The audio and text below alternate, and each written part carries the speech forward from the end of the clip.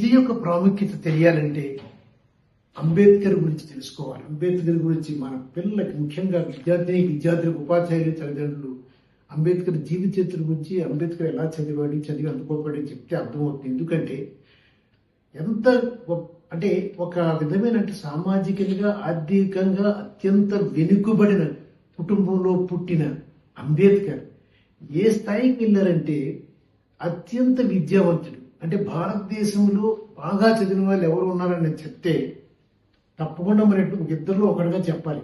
అది మొదటిది వివేకానంద అనుకుంటే ఇంకోటి అంబేద్కర్. అలా చదివిన వాళ్ళు ఇంకెవరు లేరేమో అనిపిస్తుంది. ఎంత విచిత్రం చూడండి.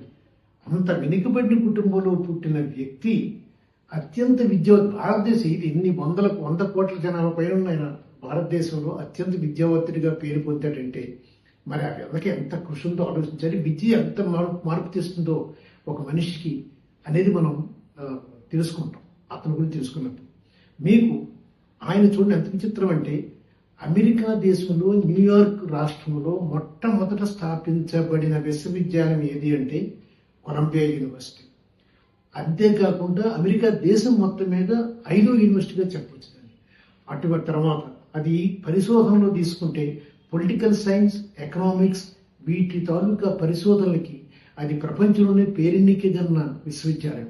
అటువంటి కొలంబియా విశ్వవిద్యాలయంలో ఆయన వెళ్ళి చదువుకున్నాడంటే ఎంత ఆశ్చర్య విషయం ఆలోచించండి. ఏది అటువంటి వెనుకబడిన జాతిలో పుట్టిన, ఆర్థికంగా వెనుకబడిన కుటుంబంలో పుట్టిన వ్యక్తి కొలంబియా విశ్వవిద్యాలయానికి వెళ్ళి, ఎందుకంటే అది ఐవీ లీగ్ లో కూడా ఉన్న ఒక యూనివర్సిటీ, ప్రపంచంలో ఒక 10 యూనివర్సిటీలు చెప్పుకుంటే అది ఒక యూనివర్సిటీ.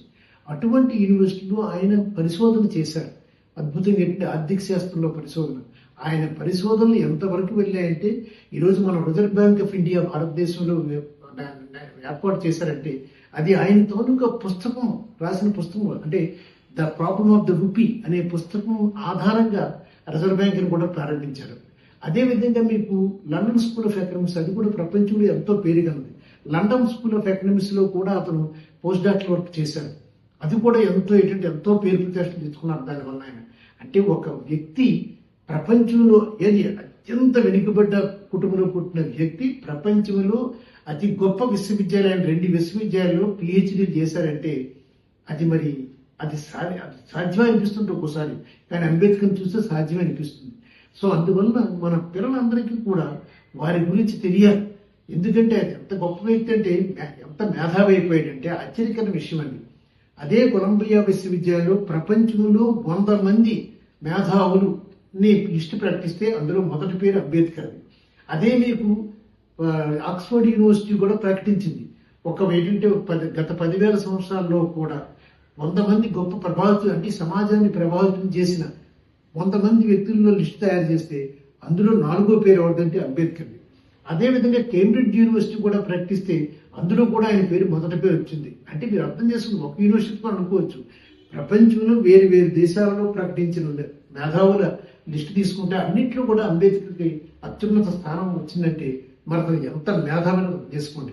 అంత మేధావి కాబట్టే ఆయన రాజ్యాంగ నిర్మాత అయ్యాడు. ఎందుకంటే మీకు చిన్న విషయం కాదది, మీకు తెలుసు. మొదట్లో చాలా విషయాల్లో గాంధీ విభేదించాడు. అంబేద్కర్ తాలూకా చెప్పిన వాటిని కూడా విభేదించడమే.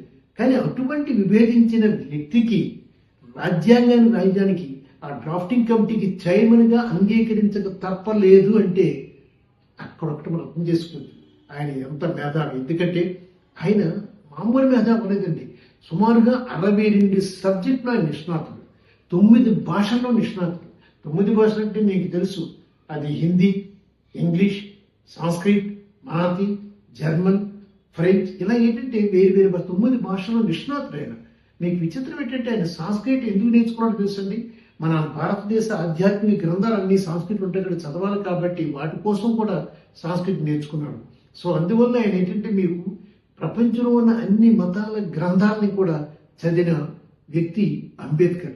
అంటే చూసారా, ఒక సామాన్యమైన వ్యక్తి, సామాన్యం కూడా అతి సామాన్యమైన వ్యక్తి అంత అత్యున్నత స్థాయికి గొప్ప మేధావి, ప్రపంచంలో, భారతదేశం కాదు ప్రపంచంలో ఒక గొప్ప మేధావిగా పరిగణించబడ్డాడంటే మరి అతను కాకపోతే ఎవరు చెప్తాను. అందుకని ఉపాధ్యాయుల తల్లిదండ్రులు విద్య తాలూకు ప్రాముఖ్యత చెప్పేటప్పుడు మనం తప్పకుండా ఆయన చెప్పాలి. ఎందుకంటే మనందరికీ తెలుసు, భర్తని ఇన్సల్ట్ తీసుకోండి, విద్య యశగును వినయంబు అంటాడు.